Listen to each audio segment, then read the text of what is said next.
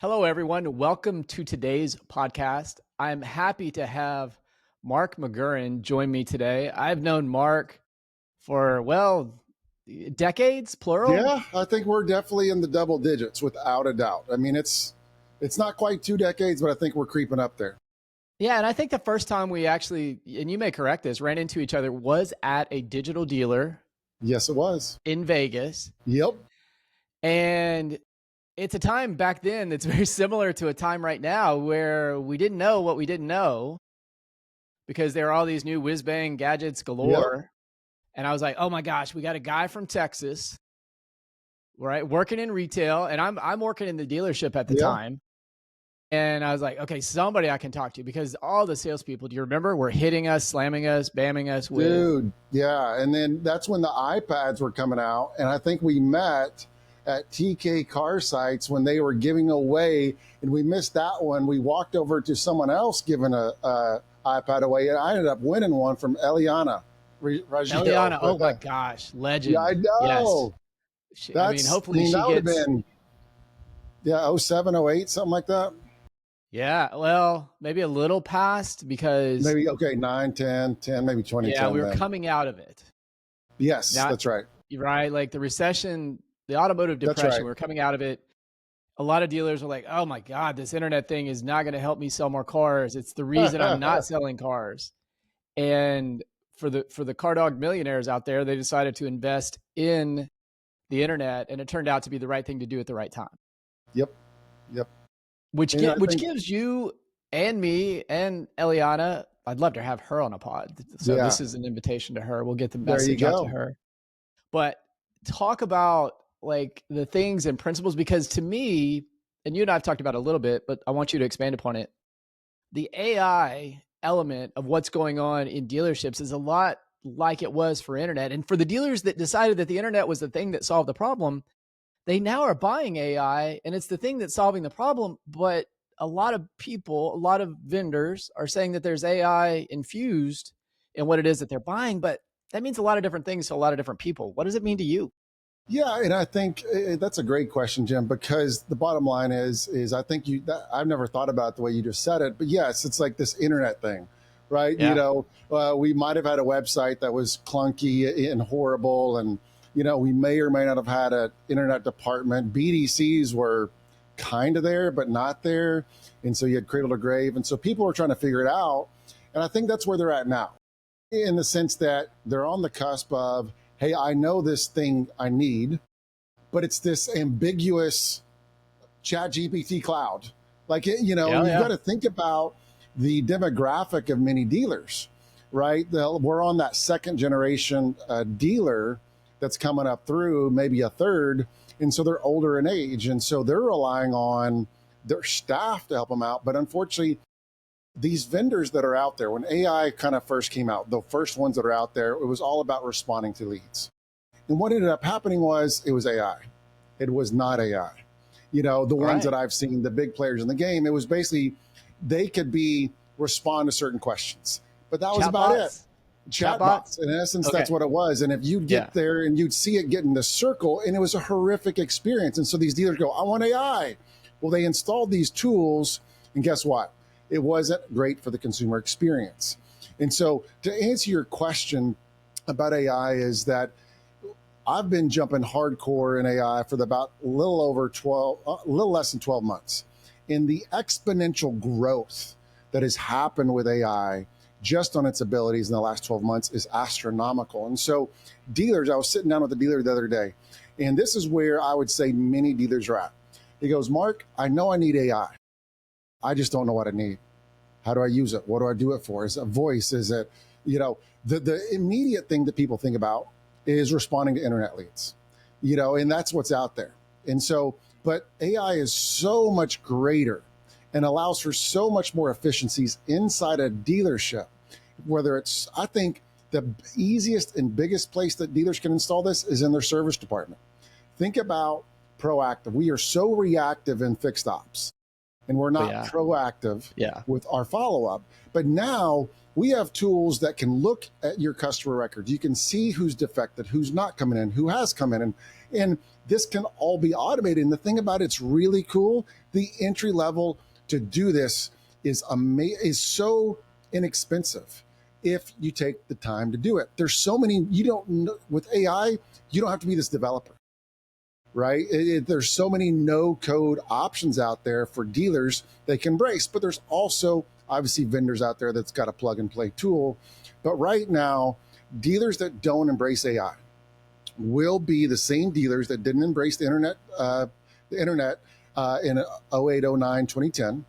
And they finally look up and it's 2015. They're going, oh yeah, we probably should do something about this.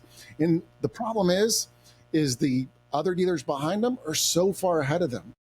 And it's about, to me, AI right now is about efficiency and then connecting and scale. Efficiency with time and scale. Money, for sure. That is the biggest thing that I'm embracing for my own personal and professional life, as well as so many others that aspects that they can use. And so it's not just about responding to leads. And I think that's what dealers think of is communicating with customers. That is, and it's so bigger than that, as you know. I do. I mean, there are implications on, and the development of it is occurring so quickly. I think we're in this place almost of emperor's no clothes or new clothes, right? And the middle management that you mentioned, because they're the ones that are influencing the dealers at the top level, don't really, and I say this very respectfully, they're probably more trained up on Google Analytics per se than they are on how this communication works. I mean, these language learning models are moving very quickly.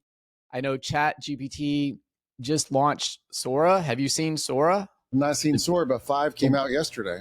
Well, I may show you a little bit of it in a second. But please. And how the production world is going to change and the creative landscape is going to change.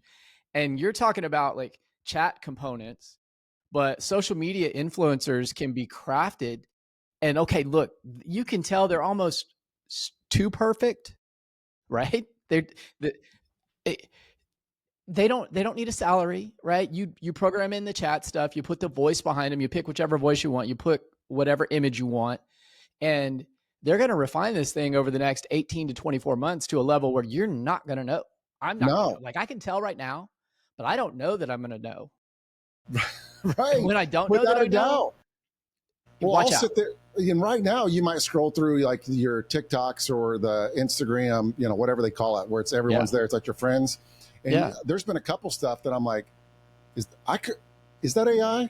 I can't tell, you know? And the aspect, one thing I've played with, which is crazy, is that image generation. And I've created my own trained model of myself because I wanted to get out some quotes on social media and whatnot, but I didn't have time to do literally photo shoots. So guess what I did? Took an hour learning Flux and Laura, trained to Laura, and then basically, and when I knew it was good, literally I sent it to my mom and I sent it to my dad. I'm like, hey, look at my new portraits. Both were like amazing. When my parents, who birthed me, couldn't tell the difference between an AI generated image of myself and a normal image, that's when I knew it was onto something. And that's the cool aspect. But again, when you're talking about with creation of content, think about videos right now with VO3 and Google, what dealers can do with that, of creating social media and being so creative and funny and engaging, where right now, the majority of people would not know that's AI just because of the demographic watching it. And they're going to, and again, oh my gosh, that is amazing. So I'm going to show you, obviously, and this is like the community at large that is publishing, this is ChatGPT, and you mentioned the videos. And so cats are a big thing, roller coasters, flying. I don't know why. I mean, there's some dogs in here. Okay. That's unreal. And so I kind of got into it and I said, all right, I was talking to a client. He's like, maybe we could do a cool cat. I'll show you one of the other ones too, as a social media influencer. So I wrote this really brief command prompt looking for a cool tuxedo cat that serves as an AI social media influencer. Look at the imagery that came back in like 30 seconds. Is it perfect?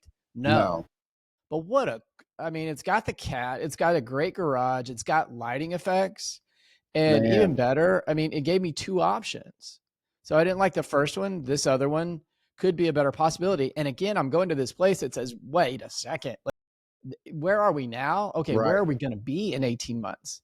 Yeah. And I'll show you one other since we're here. Yeah, please. There's a new WNBA team that's going to be in Portland. And I said, okay, come up with, and they're starting to sell season tickets. And you can see the problems that we have here. But I said, put it in a rose garden, put a Portland Fire player playing basketball in a rose garden, because that's kind of the name of the stadium there in Portland. And they're known for their roses. First off, you can see the basketball court is pretty good. Right. The basketball is pretty good. Some of the mechanics, like this layup is not looking real smooth. And the court, the letters aren't quite where they need to be. But I want you to think about this for a second. As I play the second video, look at the shadows. Are you kidding me? And the reflection of her jumping and how true that is. And kind of look there in the foreground. You can see a rose. Yep. I mean, we used to have $1 million production budgets at Toyota when I worked there in the regional office. Yeah. Are you kidding me? This caliber of quality is going to only get better. This week, I saw Grok announce they're doing an image enhancement thing. I've seen what'd you say? Google's version of this Geo or VO or whatever they're calling it. I've watched some video on it.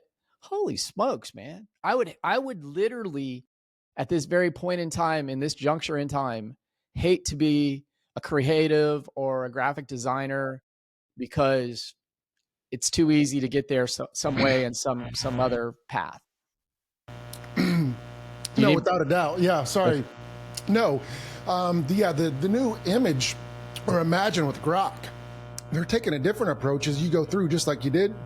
You click on the one you liked, and within about 10 seconds, you got another 10 right there. And I was watching how fast it was able to generate images and videos. It was unbelievable. Yeah, and I don't know about you, but so I can understand, I have spent time on ChatGPT. Yep. Grok. I've spent time on DeepSeek when that was like supposedly a big thing. Spent a little bit of time on Gemini. I feel like they all have their characteristics. For sure. Yeah. You know, and I've actually been jumping into make.com, making some automations.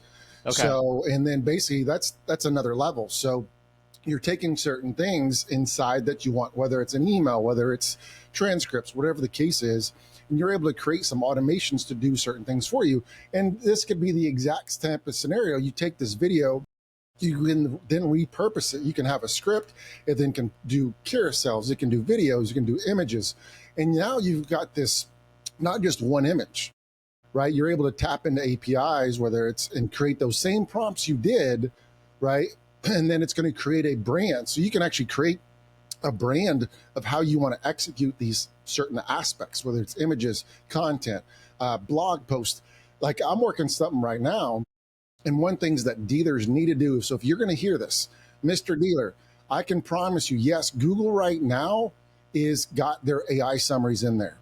But what is happening is Google's market share of the search is slowly going down. Google's still going to be around. I don't see that going away anytime soon. But the thing about it is you've got to be able to create content, blog posts, and everything out there on the interwebs has got to be searchable and indexed for LLMs. And so right now, if you're not doing that, it's not just about posting blogs out, right? And it's about true value. And that is what LLMs are looking for when you type in searching for, car dealership near me. And I tried to find, just for funsies a while back, I tried to find a shopped around DFW here for just a Kia K5. And I'm like, I asked the LLM to go find me this color, this interior, and everything else. Now, it found me the cars, and I was asking for pricing, and that's where it broke down, probably just because how dealers' websites are set up. But it found me 5 exact cars that I was wanting through ChatGPT, and that was unreal. It was like, that will happen.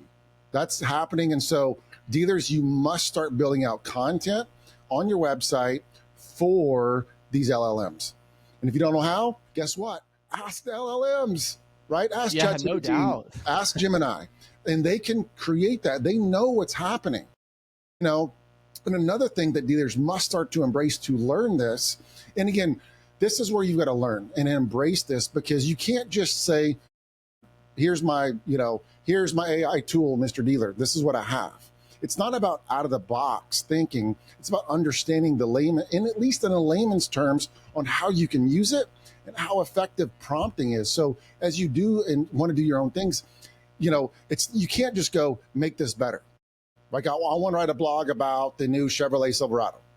Oh yeah, that'll give you something, but it's about understanding the prompting out there. So, and if you don't know, that's back to that Emperor's new clothes. The command prompts in middle management.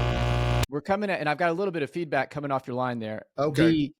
The feedback in middle management for, let's call them chief operating officers, second generation executive VPs, with all due respect, they're great. I love them. I mean, I relate incredibly well with them because I've been around them a long time and helped them sell more cars and make more money. That's the deal. But as we look at the gaps in the competitive set here, they were used to, after the pandemic, it became better to do less. Just Absolutely. Take what the factory's sending me. I don't need to spend on advertising nearly as much. And I'm going to make net to sales at 7 or 8%. And with that kind of net to sales, operations became less operational. Yeah.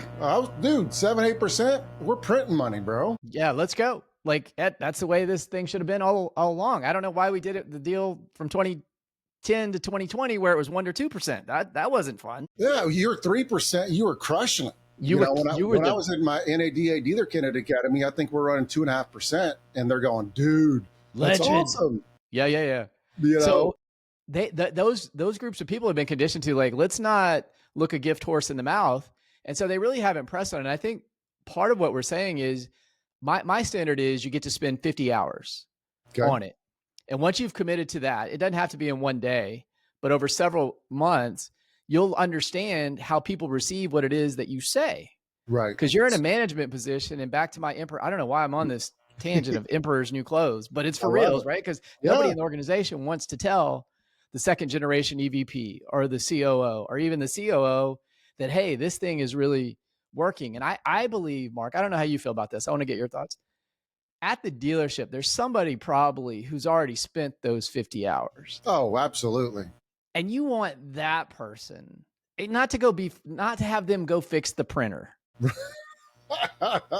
that was me. I was me. I finally told people to stop, right? My fax is broke. Fax. That's how old I am. The fax machine. Not we're dating ourselves, man. FAX for the younger folks. But no, that was the thing, is literally, I'm in the dealership, I'm in F&I, the dealer principal and the general manager walk in my office. And they look at each other and they go, did you tell him? No. Did you tell him? No. Oh, you're going to go run this internet department. I was that young guy. I was that person that could embrace it. And like you said, there are guys and gals out there that can do it. I was with the BDC agent the other day, and we were looking at different things, and it was crazy. He goes, hey, let me show you this dealer's reviews. And they're known for, they're a buy here, pay here. And they're known horrifically for taking advantage of people. They got like a 4.7 star rating. And the BDC guy goes, there's no way. And he's a college kid. He goes, hold on.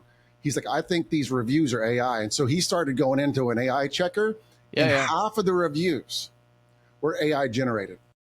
And it's just like he's able to sniff that out, and there's so many tools out there. And so you're saying if someone spends 50 hours, 50 hours learning, embracing AI, is that what you're challenging dealers to do, is to go in there over the course of time, spend 50 hours? Is that kind of what you're saying, that they'll have at least a base understanding or better knowledge? You can't make these contract decisions if you haven't participated with what is going on from a user experience perspective. Right. And they are mission critical dynamics that if you get sold, but I mean, and sales guys like to get sold. Oh, yeah. And the variable guys move up the organization. And I understand that and I respect it.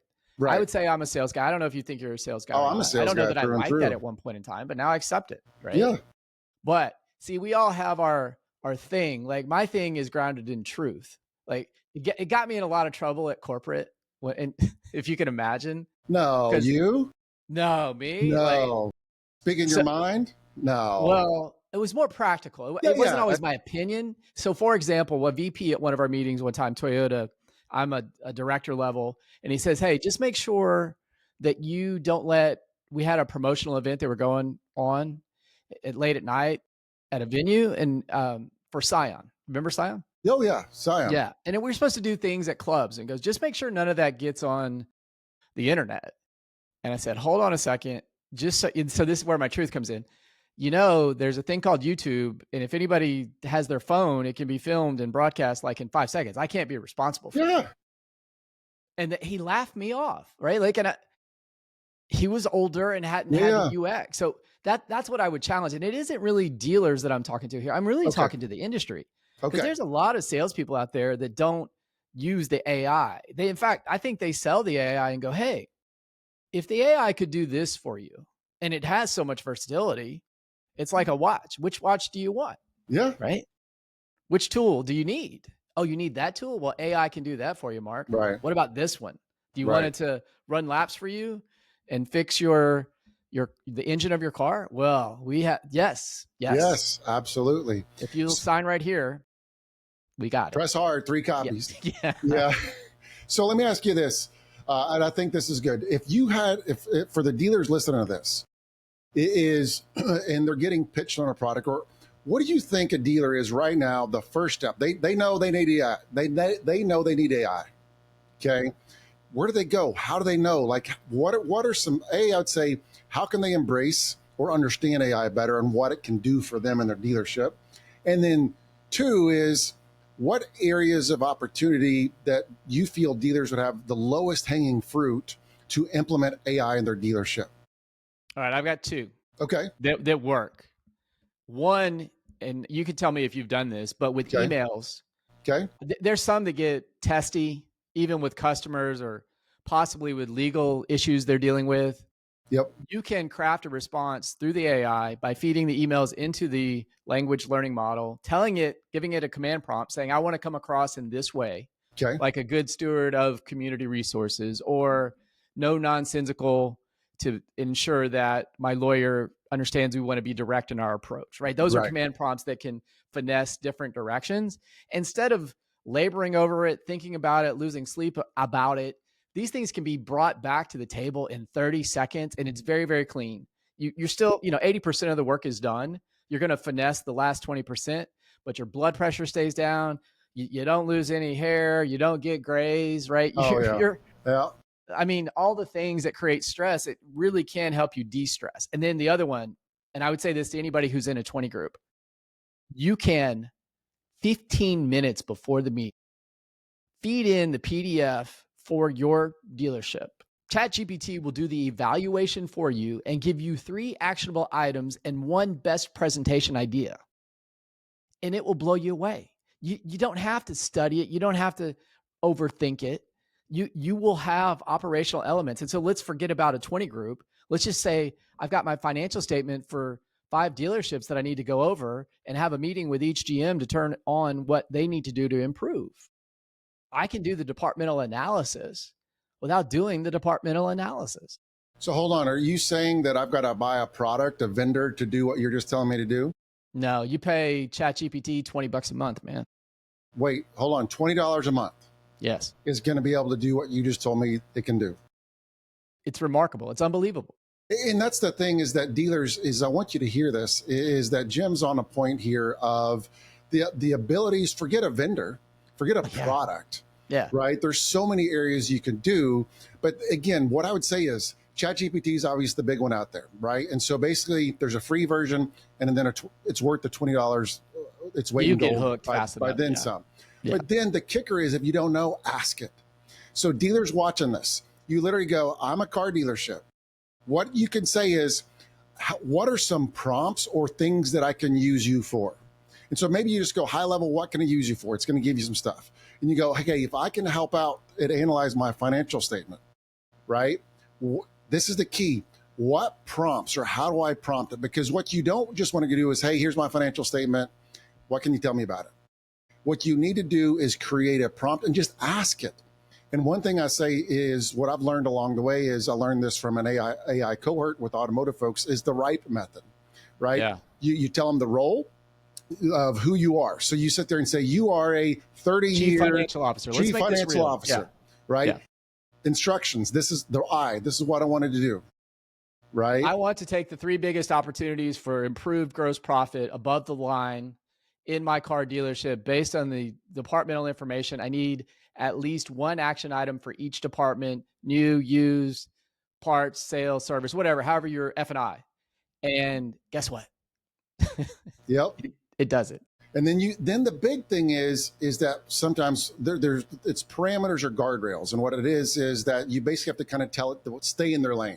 Because if not, it's going to search everything out there, right? And do the best it can, right? But again, you got to kind of tell it the limits that it needs to work within. And then the last thing is you want to give it examples as well. And if you're able to do certain things like that, is kind of just what you just said there, is you're giving examples. And at that point, it's going to start spitting stuff out. And guys, gals in the automotive, this is super easy to do. And you don't have to pay $20 a month, period, in a story. And you do not have to pay $20 a month, but you don't have I like time and scale, and I use it so frequently that I want to cut in line now. So I'm going to own that. It does just give you more powerful tools. It's worth it. Test it out free. If you're unsure, I don't care if you're 70 years old or 7 years old, you can just start going to chatgpt.com, make an account, start playing with it, and literally ask it questions. Let's be real. The implications, like for medical, I don't know if you're like, now medicine is about sending numbers. Yep. It's a lot of like the car business in that way, right? You get you do a test, you get the numbers, and are your numbers good or bad? And if they're bad, you need to improve them. Well, the doctor doesn't really spend a lot of time explaining that to you. And it's only going to get worse and worse because, believe it or not, ChatGPT or Grok or Gemini can now absorb that information in a PDF and tell you kind of directionally, this is what it really means. Yeah. And it's basically just a huge brain, that's able to do what it's wanting to do, to think through reasoning, and so there's so many abilities for you guys to do. And so I love that, Jim, where there's not some tool out there that you've got to go buy, spend $9.99 a month, $15.99, you can use that internally. I see, as I've been kicking around ideas from it, is that think about your office, right? Of how much paperwork and how much time and energy is spent on certain tasks in your back office to do, whether it's title work, whether it's paperwork, whatever the case is. I believe there's an untapped market, and I'm sure there's vendors out there that are already starting to tap into that. But that is a way, from an efficiency standpoint, there's no doubt in my mind. I've got a friend he owns assisted living facilities. And so basically what he had to do is come up with contracts or understand contracts and draft all these things. And he goes, Mark, what would take us literally 20 hours now it takes us 5 minutes. Yeah. It's just unbelievable. And unless too, I'll say this too nicely. I'm not legal advice, not financial advice. Do your own research. But depending upon how you work with your lawyer, if you're a dealer, and I know there are entities out there that are issuing class action lawsuits that just distract your time. You may have a lawyer on retainer, and that's fine if you do. Right. But if you're paying a lawyer $700-800 an hour to tell you both sides of the story, let me tell you, bro, yeah, dude, you'll get pretty good stuff. And I would be very concerned. Like, society is going to change over time because of this. This is as big as the internet was for our generation. Like, we appreciate it because we didn't know what it was like before. And I think, right, pre-internet is like, okay, go play outside, come back when the sun comes down. Yeah, exactly. This is going to be a different dynamic because I'm concerned because law students have to learn how to write after they get out of school. Law students have to learn how to cite code. And law students, after they graduate, they sleep, right? We sleep 8 hours a day. Yeah. If you're a senior lawyer, would you rather train up somebody who may or may not show up, who may or may not be the right person, who may or may not have some kind of, I don't know, family problems, emotional problems, financial problems, you name it, run the gamut. Or, so I've got a class, let's just say I hire a mid-sized law firm, hires 10 associates at a salary of $250,000 annually. Let's call that 2.5 million. Yep. Or let's think about $20 a month. The thing is, the language learning models aren't there yet for legal because you got to be able to cite all, but guess what? They're chewing through it. Guess what? Investment capital is going there. You know why? Because that business model I just explained to you is obvious. It's unreal. And that's the thing that there's so much opportunity, and you just got to dive in. So for dealers that are thinking about it, not sure what to do, that there's some operational aspects of it. But then think through is if you could go, where do I want to focus my business on? And how can I implement AI? Genuinely ask it. Ask where some things I can do. But I think the easiest thing that's plug and play is going to be either responding to leads if you're going to buy a tool of some sort, right? Internet leads, do that follow up. Because see, I'm a BDC internet sales trainer, and there's a time value of money. And when that lead comes in, all the data is showing that those consumers that are submitting a lead that month are buying within 3 to 4 days. And over the last 12 months, what I've learned is these CRM reports are flawed. And what I mean by that is we look when these leads come in, and then we close them out.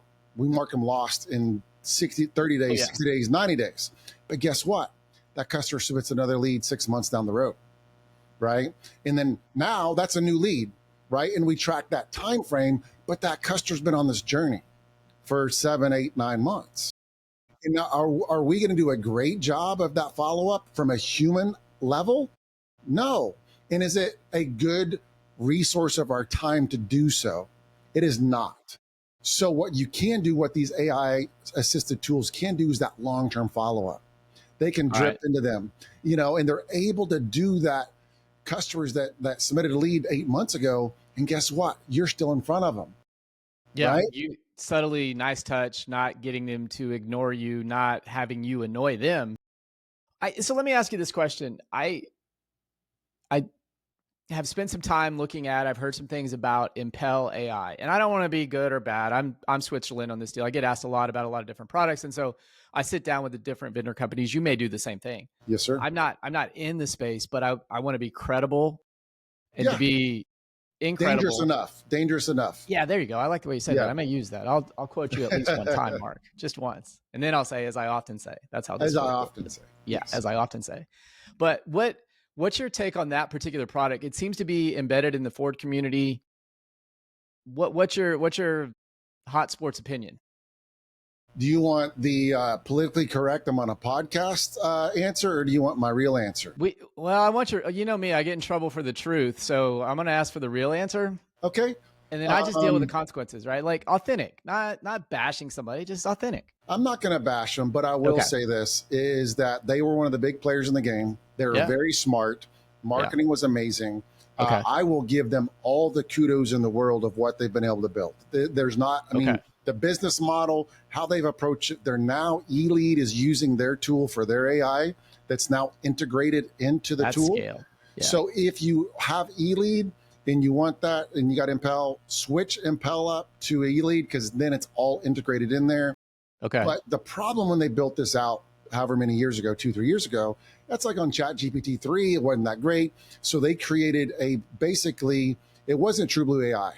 I would have a series of questions it would ask. And so when I worked with dealers that installed it's like, hey, can I tweak their verbiage? And they said no. And so who said no? The dealer said no, or Impel said no? I said, Impel, I don't like that, how you're messaging. Can I change it up? And they go, well, no, we can't because it's only trained. The AI is only trained on those pre-populated messages. So I just thought of this. It's almost like a politician only taking questions that they already know the answer to. That's exactly what it is. Yeah. And if you ask it a question it's not trained on, it just goes round and round and round. Right. Yeah. Oh my and gosh, so that's beautiful. I do know this though. And so can you add more questions to it? You cannot. Okay. So it's got a robust set of questions that you can handle, but if you go off a little to the left or a little bit to the right, I wouldn't say robust. At all. And so I do know in their defense is that they are moving towards more generative AI to where that goes away. It's not a decision tree because right now it's a decision tree. It's not AI with some AI aspects that knows how to reply to a consumer. That's the AI they have. Yeah. But again, if that customer asks a separate question that it doesn't know, goes in this big circle. So it's not my favorite tool out there right now. I believe, given their size, the capital they have, and all the advancements, I believe they're going to be one of the biggest players in the game. And well, I know so, Devin Daly. He's been around as long as you and I have, and he's an excellent operator, and I think he's the lead on this. So yeah, I expect they could invest and, like you said, improve the product with the capital they have in play. What do you see though? Go ahead.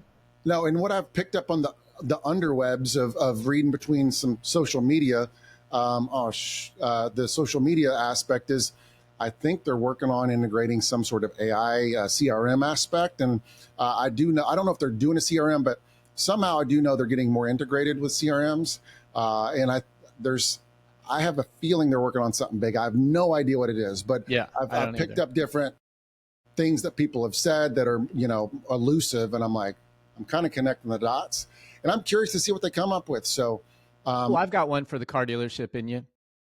Do not take an AI idea and try to install it in October. All good ideas go to October to die because those are 5 of the next worst 6 months. So anybody who's AI oriented, like, hey, we're going to make the change now. Sales is such an important predictor of success for any product. Yep. You better wait till February. Yeah. So that is something I'll give dealers right now. It's August, 5 Friday, 5 Saturday, Labor Day included. You better nail it. Like, we're going to nail it. It's going to be a big month. We're going to sell some cars, but guess what? September and October are going to be back a book off of what will be a strong August. Yeah. And I think as dealers, as you think of there and you're looking at true blue vendors, you want to ask them, basically first privacy, because there's a lot of startups popping up.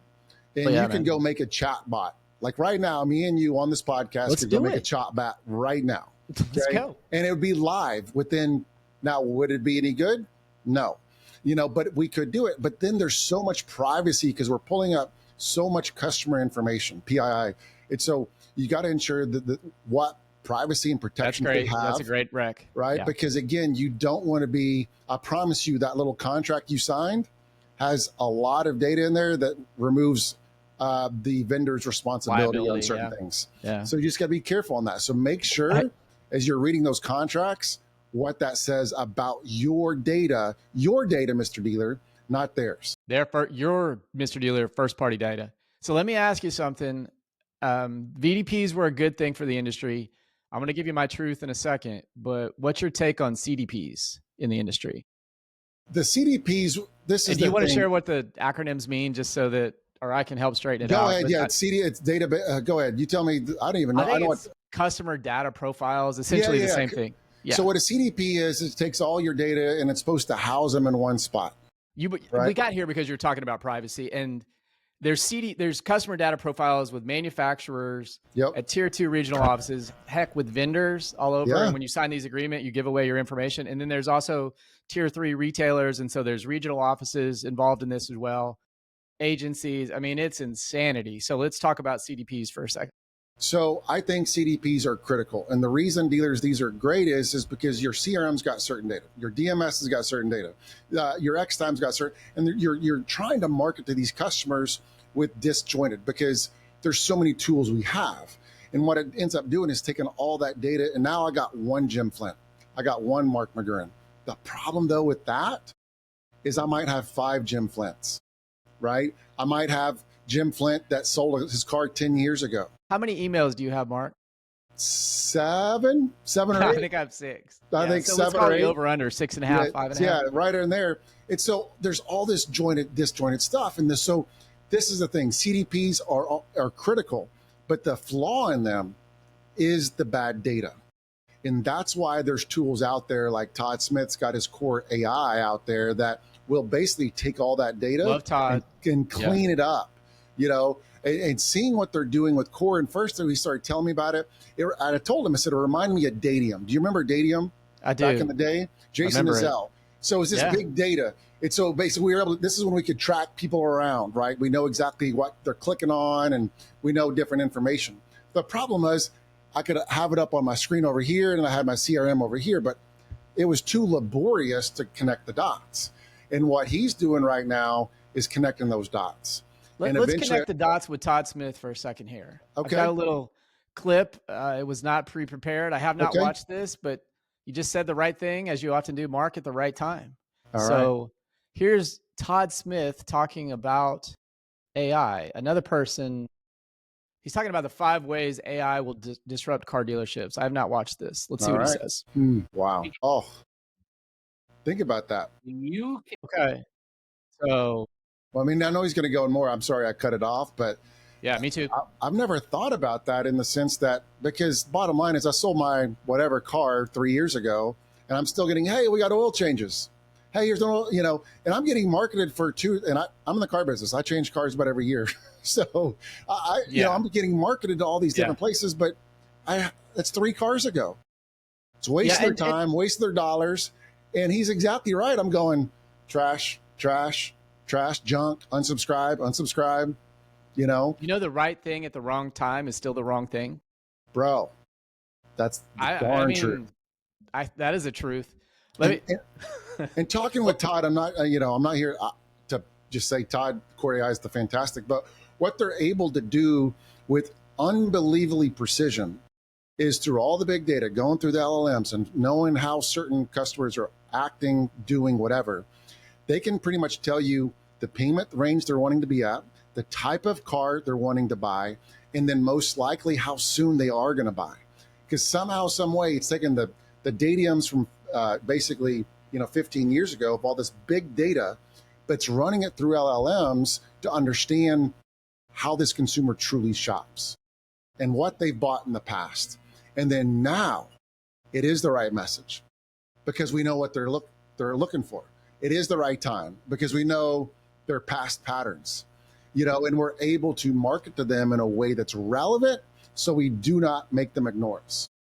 No, I would love to see the rest of what Todd has to say about the 5 things that AI can influence. And you said, and again, we're not for or against products. There are no endorsed or no sponsorships here. This is just you and me talking authentically. I mean, you also have a product, CRM Wingman, that bolts on to CRMs. And you, like you said, you didn't start. You sold cars initially, then worked in the BDC, got this assignment at the depths, at the lowest parts. Yep. And like the Drake song, we started at the bottom, now we're here.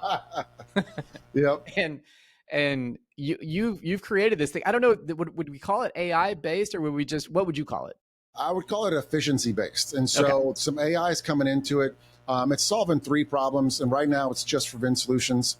It's basically helping. These CRMs were built, these legacy CRMs were built literally 06, 07, and so their infrastructure is that way. And so what I've been able to do is help dealers prioritize who they're talking to and who they should focus on. And it's not AI driven, but what it's doing is it's looking at real customer interaction and saying, you know what, Mr. Dealer, this is the best customer to reach out to in your task list right now. And then not only that is, it's reading real customer interaction and going, what is the best way to communicate to them? Because these CRMs have no logic. It goes call, text, email. Yeah, and what I call it is it's an assembly line of tasks. Yeah. That's it. And maybe I can divert, but guess what? It's a different diversion to another assembly line. And so what happens is these BD agents and internet sales folks and even sales folks got this task. Managers go and do your tasks. So guess what they do? They check the box, right? And they just do it, not thinking and seeing that the customer's texted us 10 times, but I got a phone call. I got an email I got to send. So what do? They send that email, pick up that phone, but don't text them. But Jim, they should know that. They should take the time. Yes, they should.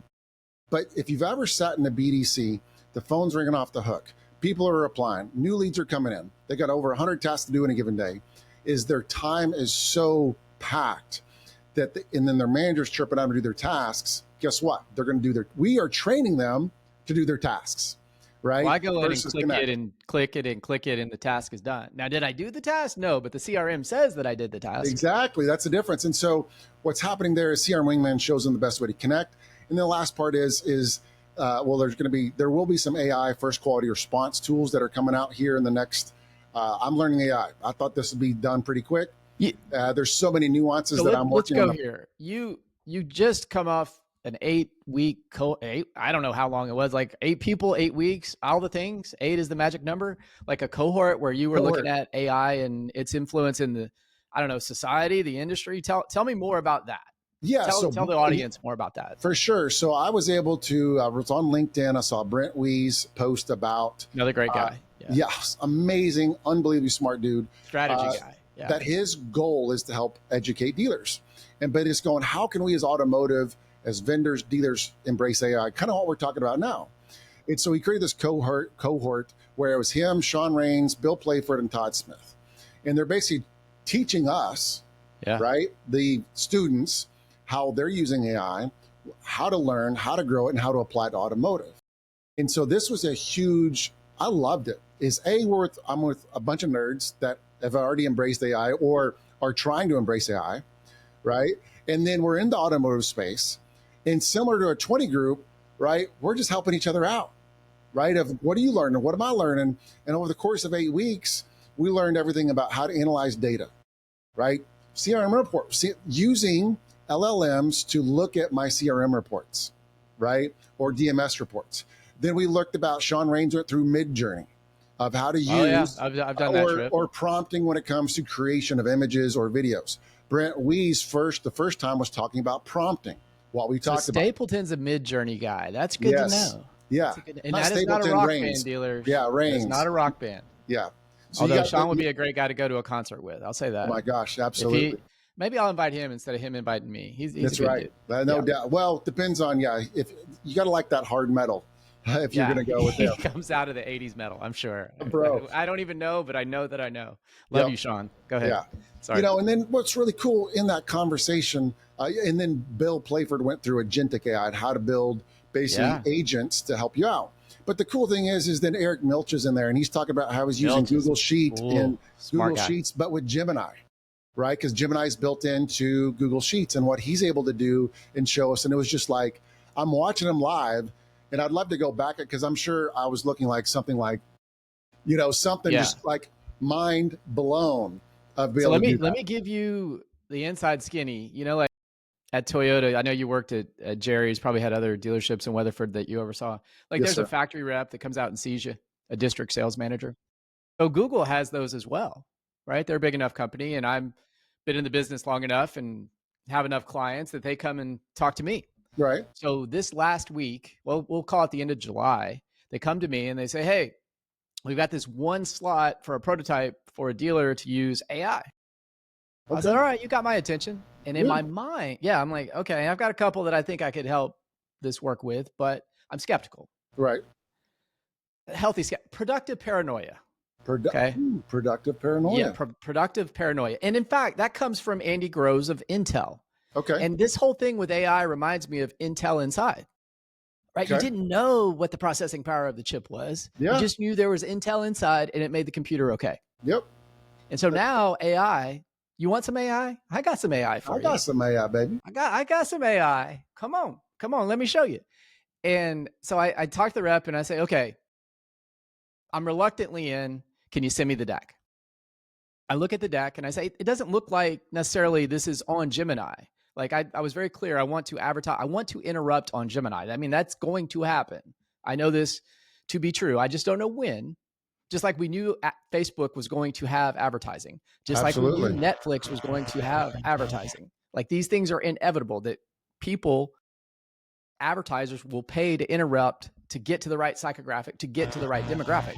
So I know eventually they're going to advertise on Gemini, and I'm thinking I'm going to be on the prototype. So I go in and they say, yeah, you're on the prototype. You're special. You get to cut in line and you get to do your thing. Okay. A week later, and I click all the buttons, AI. It's like AI infused though. It's Intel inside. Okay. What happens is all my exact match campaigns end up, and it's a little technical, but they become broad match. And what happens is it explodes my costs.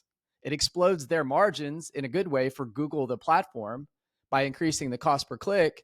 And it also increases the total number of conversions, which if you know what you're doing is really important because that's how you get what it is that you want from the consumers that it is that you're advertising to. Right. But if you can think about a campaign where I was advertising, say, Jerry's Toyota, exact match, and protecting a name, now with AI, they explode it out and they say, oh, anybody looking for a Toyota.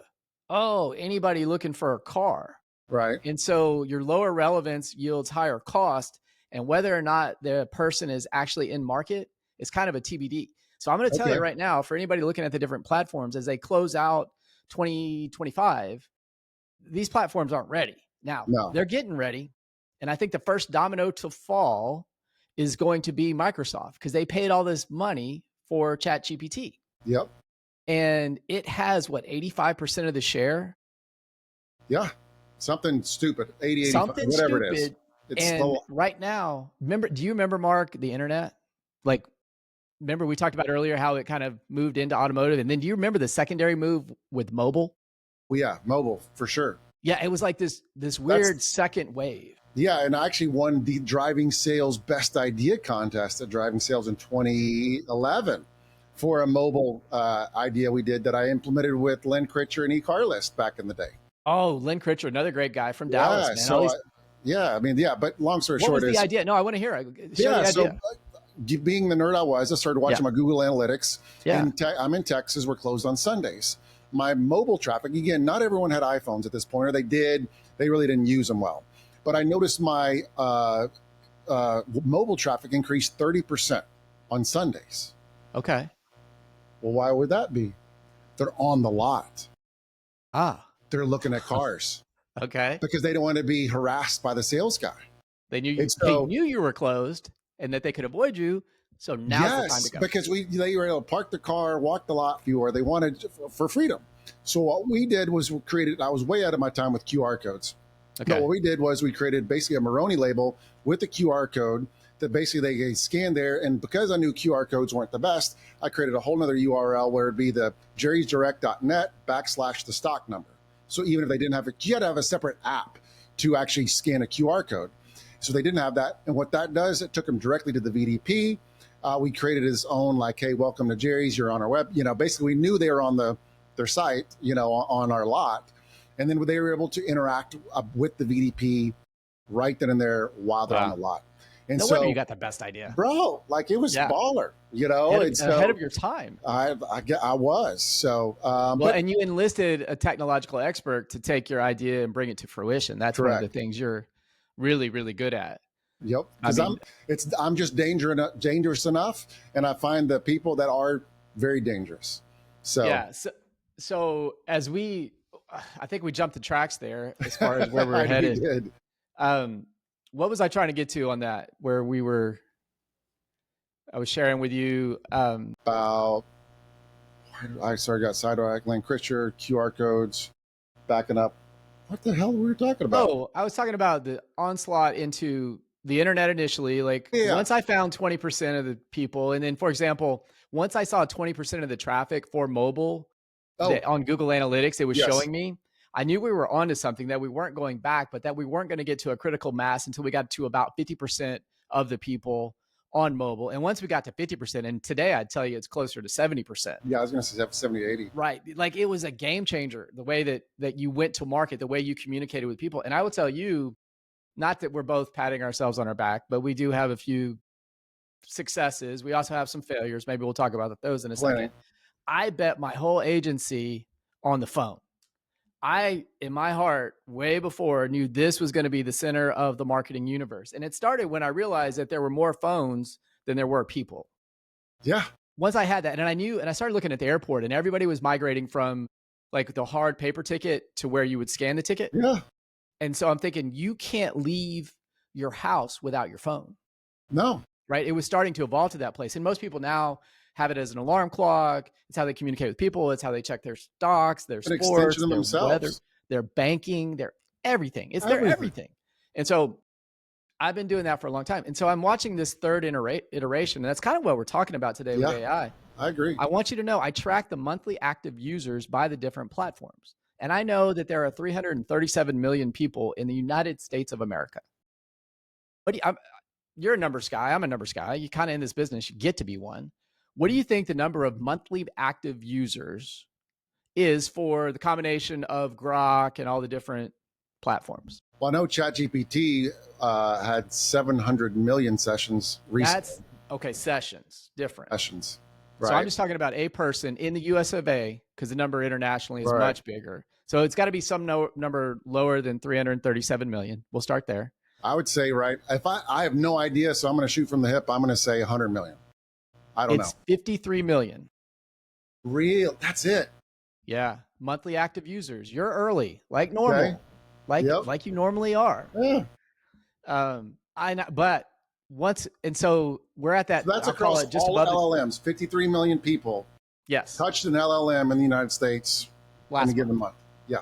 With Grok, Gemini, gotcha. And ChatGPT being the 3 measured markets that I'm paying attention to. Because in my mind, once we get to 50%, we'll call it 150 million, there's no way they're not advertising. No, without it, there already are. I don't know if you've done any shopping of anything. I have. No, I've done some shopping. That's a whole nother story, man. Yeah. Like, that's a whole nother story. But yeah, my point of this is we're not going back. This genie is not going back in the bottle. And our encouragement for people to help grow the space is one of the things that gets me excited is growth. Let's talk about something that makes you special. You ready? Well, yeah, okay. I'm curious. Don't know where you're going about the wins, but one of the things that you're really good at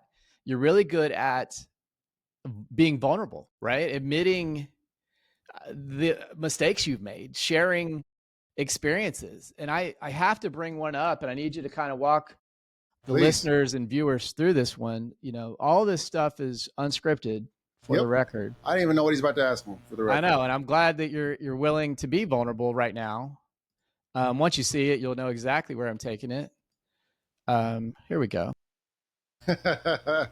I turned the sound off, so you're going to have to give a little play-by-play. I'm going to turn it over to you. This was a big TikTok challenge that basically was the marriage challenge. And if basically watch what's happening. So as a female, you're basically on your knees, your elbows, and you put one elbow behind your back, right? And then the female does that. And so you're basically, your core is holding you up.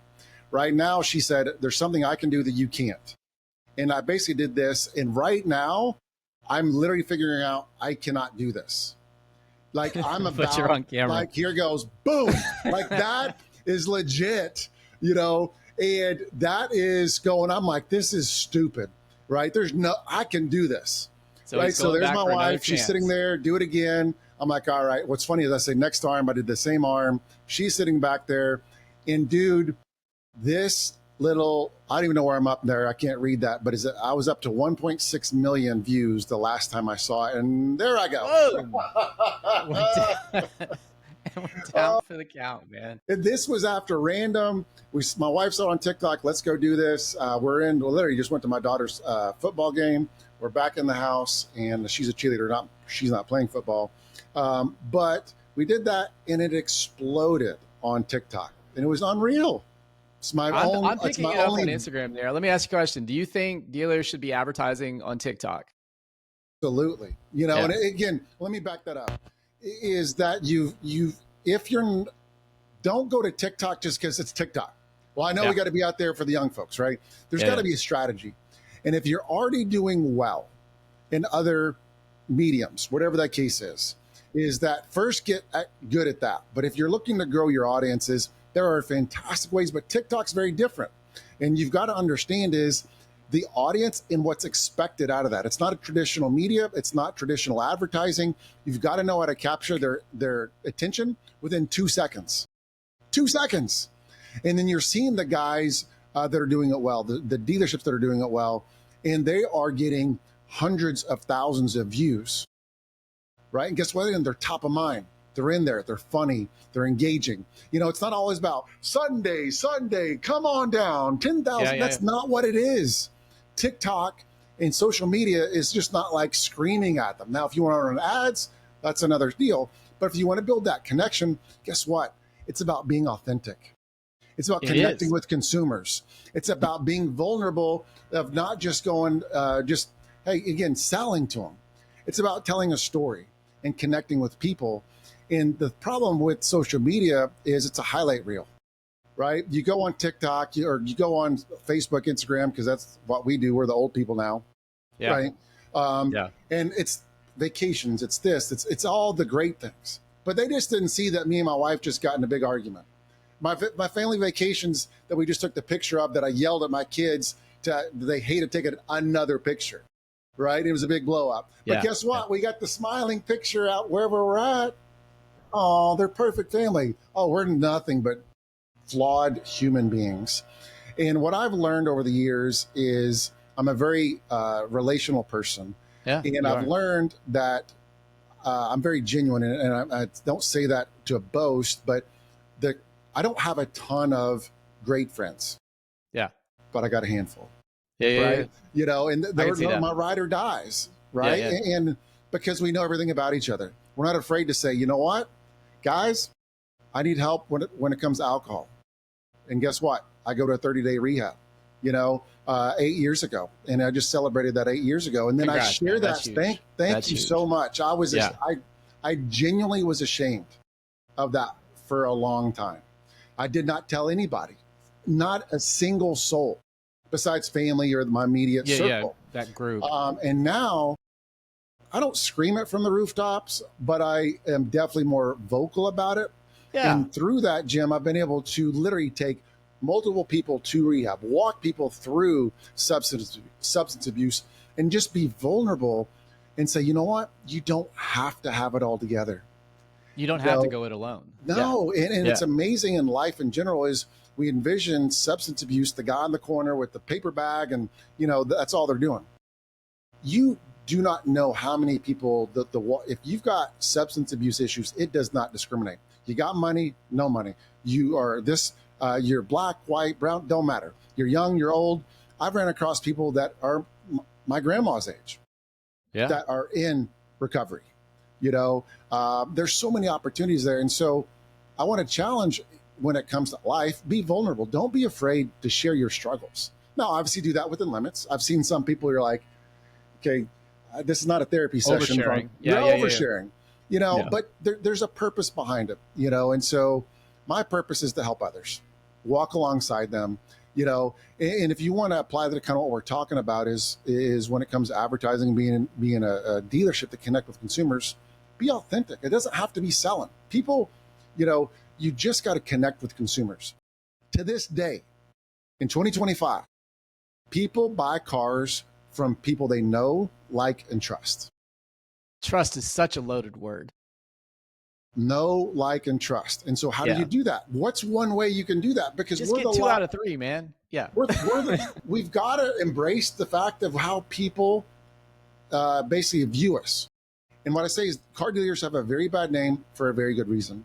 And so if we're able to, on socials, show that we're normal guys and gals that just happen to put food on our table by selling cars, that is when you're going to connect with people. You'll be more magnetic. You'll be more attractive. You'll be more likable. I'm first off, thank you for sharing. Yeah. And I'm gonna take it back to where you were taking it with advertising. I'm gonna share some alpha here for somebody if they made it this far into the episode, if they watched an hour and some odd minutes. I'm gonna give away one of my hard-earned strategies that I'm working with dealers on with relationship to social. There's kind of the retail aspect of it where you take pixels and place them on your website so that you're getting the cars that people have already looked at, get those back in front of them. But TikTok changed everything. They changed Meta. They went to Instagram Reels. They changed YouTube. All of a sudden, they went from long form to shorts. And the reason TikTok worked better as an algorithm is because of that creative dynamic that you mentioned. They basically established interest. Yep. The reason that algorithm worked so well was if you like sports would show up in your feed, or if you like basketball or shoes or whatever it is that you had an interest in, and they started categorizing things around interest. Whereas Facebook, as an example, and you probably have experiences with these, went after engagement. People would celebrate things like anniversaries and graduations and weddings, got a lot of engagement, but also they figured out pretty quickly that politics did as well. Very much so. Different kinds, but engagement nonetheless. Yes. Whereas interest became more about the person and what they were into, not about engagement can be eustress and distress. So Facebook said, I think TikTok's onto something. We're going to be interest based. YouTube in their modeling said, we need to do these 60-second things.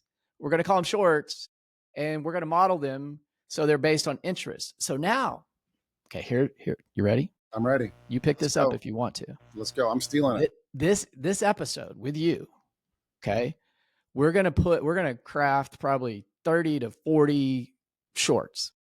We're going to put them on YouTube. We're going to let them run.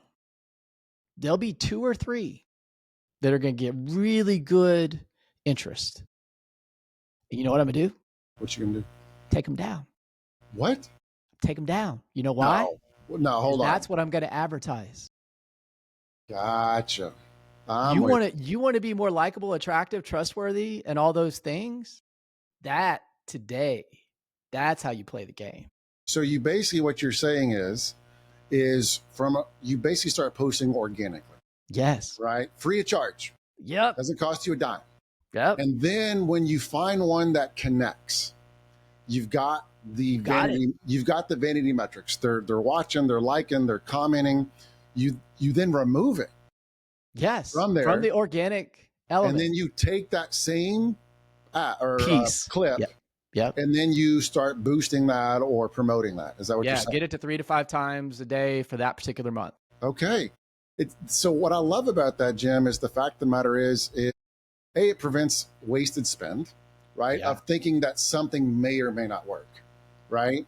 But what you're doing is you're repurposing a clip, some content that's already doing well for whatever reason. Like what you said, I remember when you saw that ad or that video of me and my wife, and you sat there and go, I know why it did well, right? And you went off and you said, this. I checked all the boxes. I didn't even know the virality. Did I say of what that I to did. you? Really? Yes. Yeah. Okay. You know, it was short. It was engaging. You engaged them, pretty girl, right? Yeah. You know, all those things. That's exactly right. And vulnerability, funny, laughing. I mean, you hear me snort in there, like I'm laughing so hard. Like, so you can tell that link in the show notes. We should, because at the end of the day, it was genuine. It wasn't a staged event. No, exactly. You know, and I guess if I was a content creator, maybe like just for social, that would have been a great one to post out on the interwebs. Absolutely. But I love that. And you ready? I'm gonna take us to the place that is probably going to get the most interest. You ready? I'm ready. Just based on our common history, I went to school in Fort Worth. You're from the DFW area. And right now, you tell me, are you frustrated with the Dallas Cowboys? You really had to. I need to take. I opened Pandora's box. Go ahead. I mean, just get it out, Mark. It's okay. It's like therapy. So right here, I don't know if you can see that back there. I grew up in Odessa, Texas. Friday Night Lights was my high school. Okay. So that's the sign. I'm. You know, it's my little talking piece there. You know, you played ball there. I was on the team there, so I didn't play too much. That was big time. But no, I played in front of 20,000 people every Friday night. Yeah. For 2 years. Yeah. You know, it's crazy. So I've been a football fan, Cowboys fan forever. And obviously that's, you know, you've got, you know, the triplets back in the day, and I followed them. I was a Romo fan, but I'm just getting so flippin' tired of Jerry Jones. Like, there's one common theme since 1995 to 2025. Yeah. And why we've had, 4 or 5 playoff wins. Okay. Wins over that time. And it's just, the fact of the matter is that he's been asked, you know, have you ever thought about hiring a GM? And he goes, well, why would I do that? I'm just going to tell him what I want him to do. And he can't get out of his own way. And yes, that is the most profitable and, you know, whatever sports franchise in the world. Okay. But you know what? What about the little guys that have been following you for 30 years, right? That we just want to, how about we go to the 3rd round? How about I go to the NFC Championship? Let's just forget Super Bowl. How about that? Yeah. How about that? Or maybe the 2nd round. Can we do that? Have you capitulated, or are you actually going to go to games and watch the games? Where are you in this phase? I'm at a point now to where I think last year, there was times I didn't watch a single, there's days where I started it and it was dumb stuff they were doing. I'm like, I'm out. Like, I'm just going to get frustrated. Yeah. You know? And last year was the least amount of Cowboys watching I did. So no, not only that, I'm in DFW. Is I want to go get nosebleeds. Now, I don't have season tickets and I didn't jump on face value tickets. You want to go to the very top? $400 for a ticket. Then you pay. You can watch it on the TV up there, the big screen. Yeah, you watch it, which is cool, but they want to spend $300 to watch it on the big screen because no. So I stay home. You know, I would love to. How do you feel about Dak? I think Dak, unfortunately, I think he's a great leader, great motivator. He's got his moments, but for whatever reason, he can't take us to the finish line. He can take us to the playoffs. Right? We've got winning records with Mike McCarthy, right? For years. If you do the right thing at the wrong time, we talked about it earlier, Dak, it's the wrong thing. It's the wrong thing. And so I just think that I was pleased with our draft that we just had, better than I thought, you know, so I'm curious to see what happens. We've got a couple tools, and are, we'll see. You've got a good running back, hopefully. Picked up some defense, got another wide receiver to help CD. Well, let's talk about it. I think Dak's going to have a big year because, during the regular season, I can't tell you, I don't think he's proven a capability to perform he gets so amped up. He gets so jacked up. He wants to do so well. And he found that moment in the zone when they beat Brady. Yep. Right. And that you thought we know he can. Correct. But the game after that, he got so he went over the top in San Francisco. Like he was almost too much adrenaline. Too much. He was trying to carry the team on his shoulders. Like there wasn't, he went away from what made him great.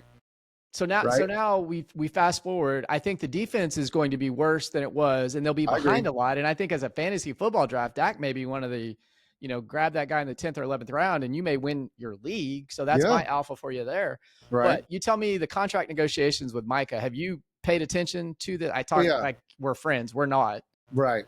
Although I am friends with Von Miller, you should know that. My wife says that I'm not, but I am definitively because on Facebook he friended me. So Von Miller and I are Facebook friends. Well, my little claim to fame is when we were at Jerry's, we gave a demo vehicle for tit for tat for DeMarcus Ware and Brady James, and so I actually got to know DeMarcus was your superstar, Hall of Fame, whatever. Hall of Famer, I didn't have as much interaction. Brady James, hell of a player, great, but he's not a Hall of Fame player.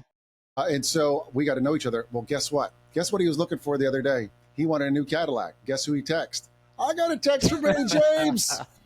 Got a text from Brady James. So I did help him connect and get him a Cadillac. I got you. That's pretty cool. But when it comes to Micah Parsons, I think it's that once in a generation, ability to do it, and he does deserve to get paid. But everything that I've seen and read is that Jerry Jones has fumbled this whole conversation with him. Well, he texted he wants to be traded. Did you see the text? Yes. Yeah. He's like, bro, get me out of here. Yeah.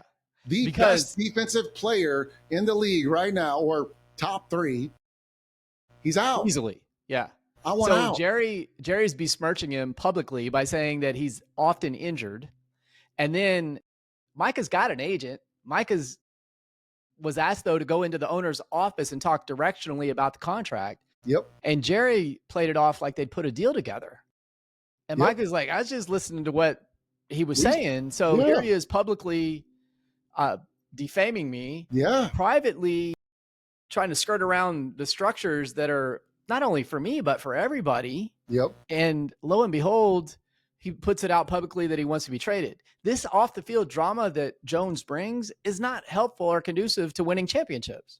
And I'll go all the way back. Do you know why he fired Jimmy Johnson? Because they had won 2 Super Bowls in a row. Do you remember? They did back to back. And no, I don't quite. You're going to fill me in. So yeah. And if you knew it, I was going to have you tell it because it's a doozy of a story.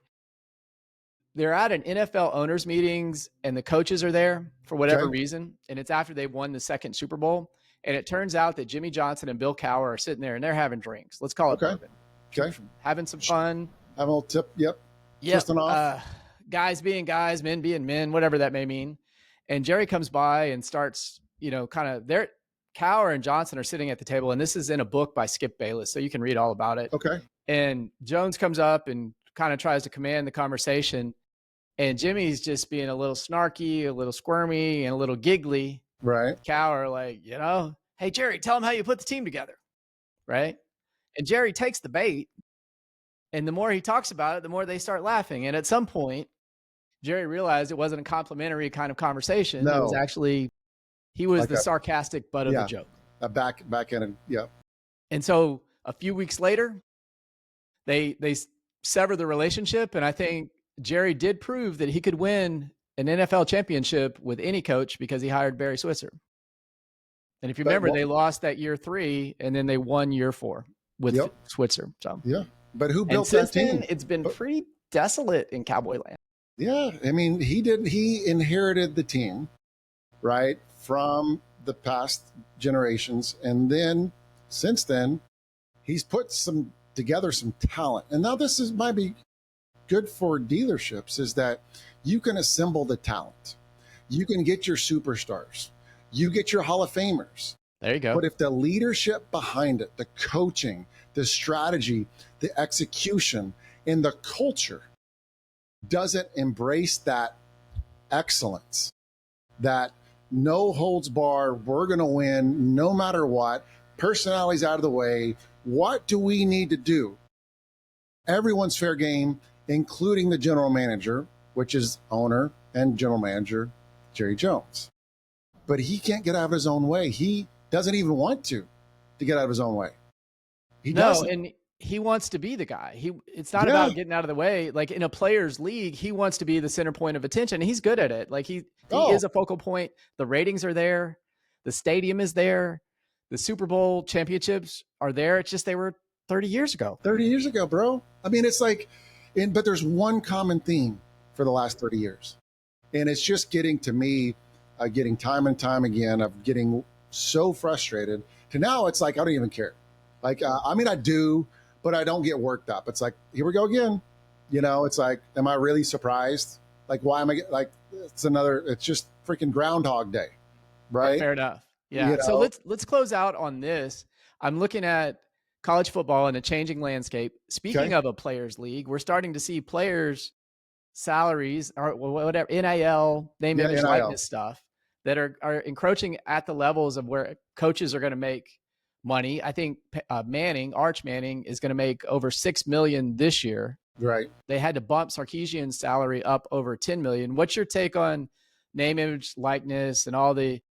I mean, that to me behaves a little bit more like a dealership because you might have a superstar salesperson who gets a different level of accommodation and it's all new there, right? It's brand new.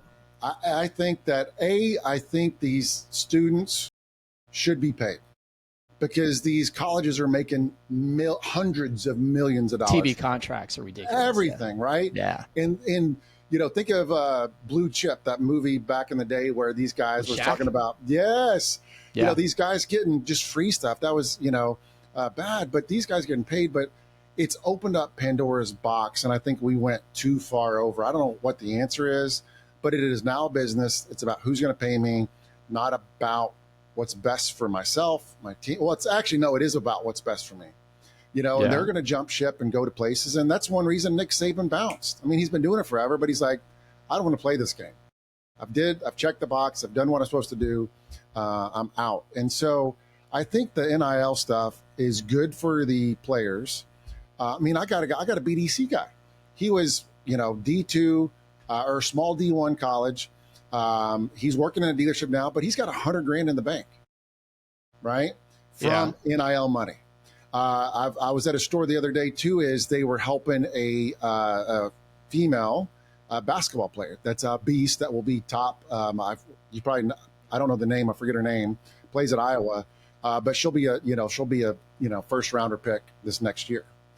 You know, she's in there. Someone's pretty much paying for her a car, right? Which is just crazy, you know. And yeah, man. I don't know if you saw the Texas Tech softball pitcher. No, I did not. So they put $1 million into the young lady. Okay. And she literally pitched every game in the playoffs. Okay. They got to the championship series. They got incredible visibility through her. I mean, they put all the money in, I think, you know, for a sport that isn't making money, right, to get all the visibility that they got. Right. And one of the things that's happened at Tech that's new, and I'm always looking for the growth story, the growth strategy, how to help and just recognizing it sometimes in sports because you can see those innocent climbs. Mm-hmm. Part of what's helping them succeed is they have a singular donor who is in the oil business with billions of dollars. Okay. Whereas a lot of times you get multi-millionaires involved at, say, Texas or A&M. So you got a lot of chefs in the kitchen. Correct. And the fact that Tech has this lead person with an open checkbook, the singularity of it has allowed them to experiment with this in the softball realm. And now they're taking that mindset to football. And so as a Horned Frog, I'm a little worried a little bit about how things may play out in Lubbock because this model they found some success with. Because you don't have 20 different people going, do this guy, this girl, this, do this. And so, you just go, I'm writing the check. Yeah, I'm going to work with you, but that's where I want to go or what I want to do. So at the end of the day, let's close back out on AI models. I guess you could I haven't done it before, but have them help you with your fantasy football draft. You probably could help you with your financial investments. Anything else you can think out there? There's so much new. Like, long story short, I'm changing car and home insurance. Okay. Right. So I took the declarations page of the old one, new one, ChatGPT, act as a Texas insurance agent, blah, blah, blah. Tell me what's different, what's the same, everything else. And it literally spat it out and I could see where I was at. Right. And so I saw a couple of discrepancies. Hey, Mr. New Insurance Agent, I want to make sure this is on there because it's so big. I mean, there's so much emails following up, but I just think that writing, replying to customers, ideas. One of the cool things is to sell recipes. You literally can take a picture of your fridge and go, I need to make dinner tonight. What can I make? That's awesome. True story. I mean, it's limitless. I was at a dealership. Garage door wasn't open. I saw literally the GM was working on it up there. I said, what's going on, Tom? He goes, man, this ain't working. I said, hold on. Here's my camera. Go take a picture of it. Like he's up high. We literally diagnosed what's going on and got the garage door opener in about 10 minutes from ChatGPT, right? And that blew him away. You know, he's an older fella. He's like, did ChatGPT just do that? I'm like, yes. So it is crazy. Home projects. You want to help out with home projects? Dude, you want to know how to do? You want to know what a tool is? I couldn't think of I had a little bracket break on one of my hinges on my my countertops. Took a picture of it, like, what the hell do you call this? They told me the name, went and found it at Home Depot. You know, I mean, it's limitless of what you can do. So I'm going to challenge you to do this. I just did it. So you go into ChatGPT and say, here's the command prompt, right? Once you get past your 50 hours or even on your way to 50 hours, right? I asked it or told it, what have I been using ChatGPT for the last week on a percentage basis? You ready? Right. 30% for sports and events, game ticket prices, merch, sports memorabilia. Sounds like that's what I've been doing. Health and recovery, 25%. Arm and back muscle pain, golf questions, comfort strategies. Business and marketing, 20%. Bonus plans, advertising strategy, client agreements. 15% travel and hospitality, hotel stays, rapid reward levels, packing guidance. And then 10% miscellaneous curiosity and quick lookups. All right.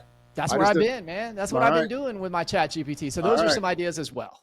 So hold on, I'll give you mine. I got how to advise step-by-step guidance because I'm working on automations, right? And so automation and make.com builds was 30%. Wow. Content writing and editing, LinkedIn, emails, captions, 20%.